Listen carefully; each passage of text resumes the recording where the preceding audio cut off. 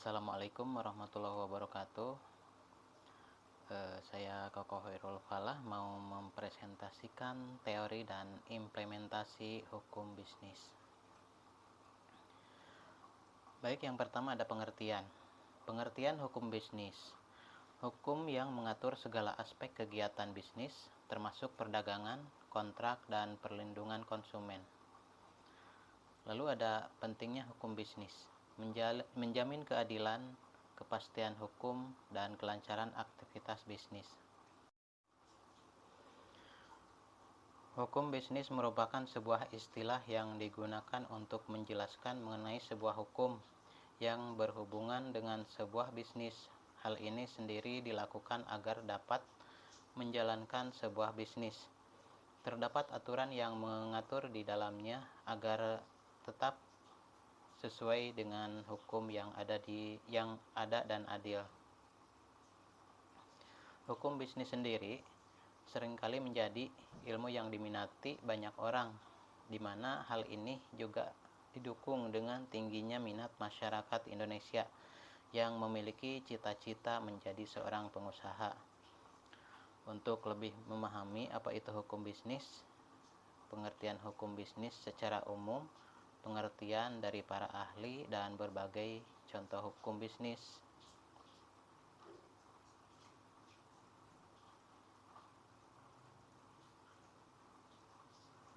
Hukum bisnis sendiri dapat diartikan sebagai sebuah perangkat kaidah hukum yang digunakan untuk mengatur tata cara pelaksanaan kegiatan maupun urusan dagang industri maupun keuangan yang memiliki hubungannya dengan proses produksi maupun pertukaran barang serta jasa.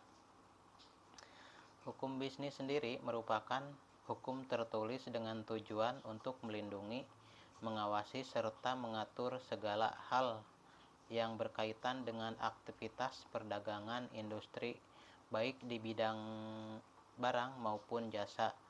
Dengan mengetahui hukum bisnis, maka seorang pelaku bisnis dapat mengetahui apa yang benar dan menjadikan hukum bisnis sebagai pengarah untuk bersikap maupun berperilaku yang sesuai dengan kode etik bisnis.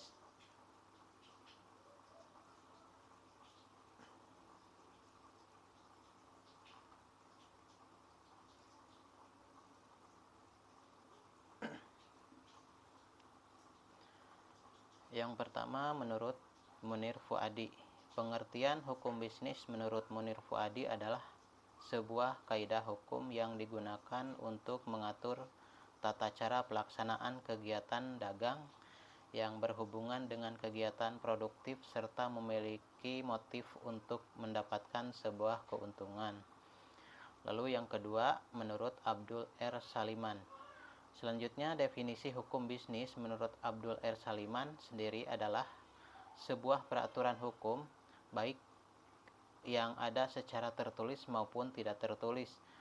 Peraturan tersebut digunakan untuk mengatur hak seperti kewajiban atas perjanjian dan juga perikatan pada sebuah praktek bisnis. Lalu yang ketiga, menurut Dr. Johannes Ibrahim SH.M. Home. Dr. Johannes Ibrahim SH.M. Home juga mengemukakan pendapatnya terkait pengertian hukum bisnis. Ia mengatakan bahwa hukum bisnis merupakan sebuah kaidah hukum yang digunakan untuk mengatur dan juga menyelesaikan berbagai macam persoalan aktivitas antara manusia yang dapat timbul khususnya pada bidang perdagangan. Lalu yang keempat, menurut Dudung Amadung Abdullah. Dudung Amadung Abdullah mendefinisikan hukum bisnis sebagai aturan yang memiliki fokus untuk mengatur segala hal yang memiliki kaitannya dengan kegiatan sebuah bisnis. Aturan yang ada tersebut dibuat agar sebuah bisnis dapat dijalankan seadil mungkin. Selain itu, hukum bisnis juga dapat didefinisikan sebagai sebuah hukum yang bersumber dari kebiasaan, perjanjian atau kontrak maupun aturan perundang-undangan. Lalu yang kelima, menurut Bestur Reich.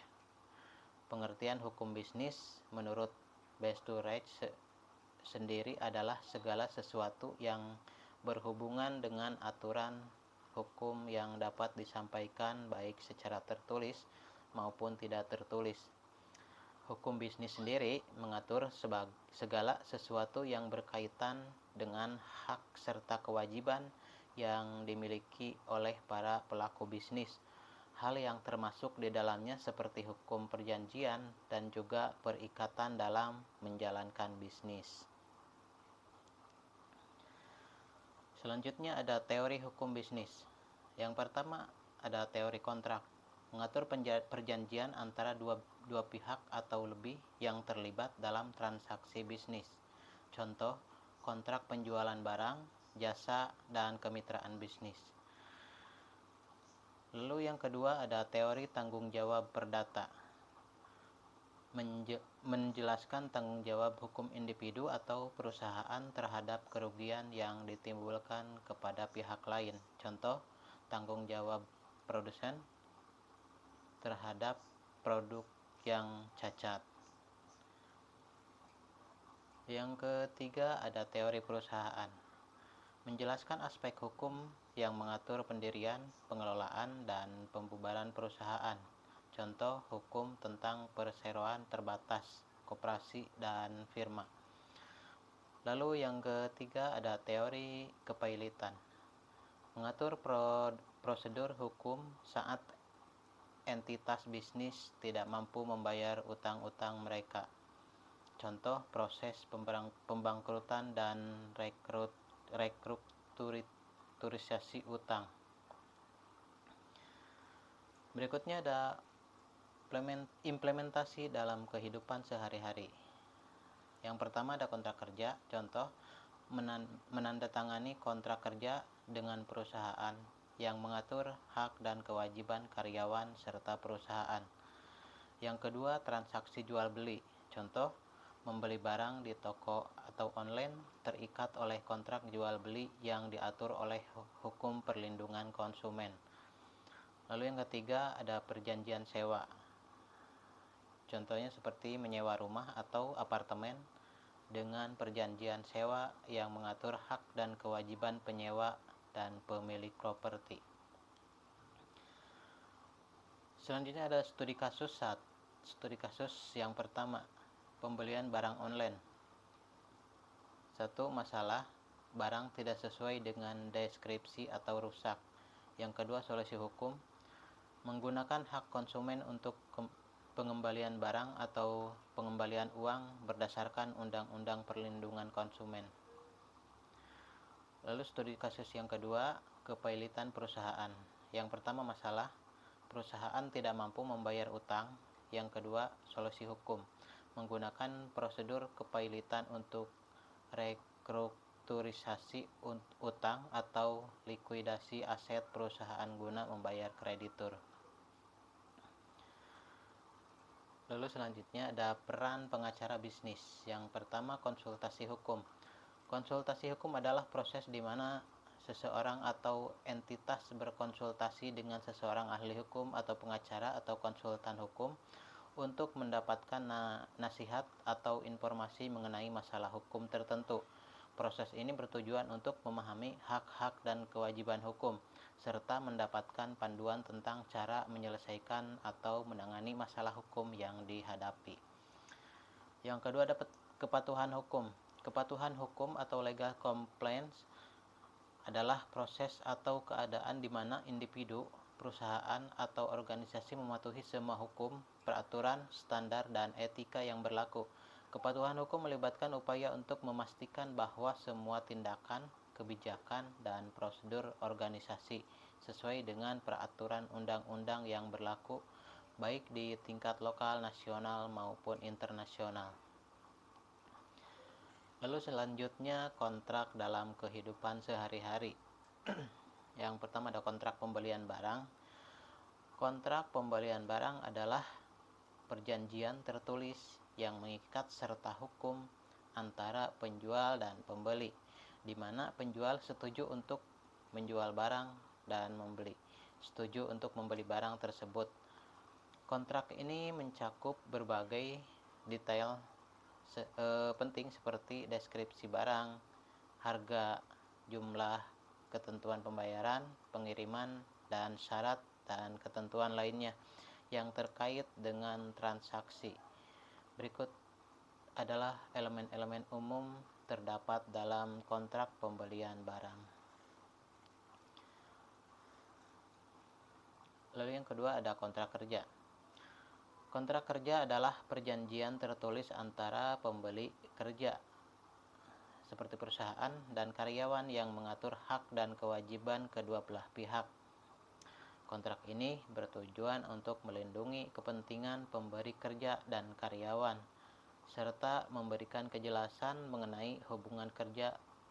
Berikut adalah elemen-elemen umum terdapat dalam kontrak kerja.